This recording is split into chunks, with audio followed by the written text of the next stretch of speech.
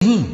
جب زمین کوٹ کوٹ کر برابر کر دی جائے گی اور تمہارا پروردگار جلوہ فرما ہوگا اور فرشتے قطار در قطار آ جائیں گے اور دوزخ اس دن سامنے لائی جائے گی، تو انسان اس دن سوچے گا،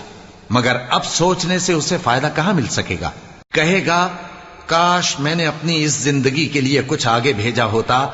تو اس دن نہ کوئی اللہ کے عذاب کی طرح کا عذاب دے گا اور نہ کوئی اس کے جکڑنے کی طرح جکڑے گا۔ اے اطمینان والی جان، اپنے پروردگار کی طرف لوٹ چل، تو اس سے راضی، وہ تجھ سے راضی، سو تو میرے خاص بندوں میں شامل ہو جا اور میری بہشت میں داخل ہو جا۔